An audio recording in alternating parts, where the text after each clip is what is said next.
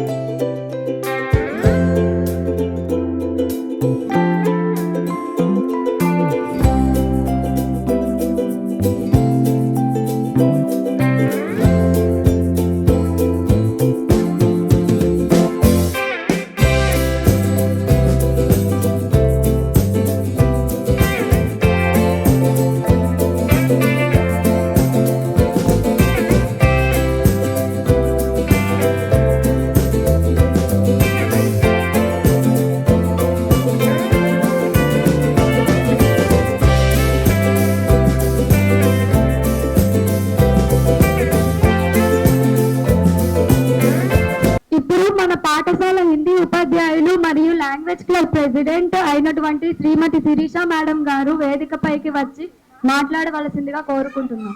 వ్యాకరణము వాక్యాల ద్వారా మన మనసులో ఉన్నటువంటి భావాలను బహిర్గతం చేసేటటువంటి ఒక వ్యవస్థ.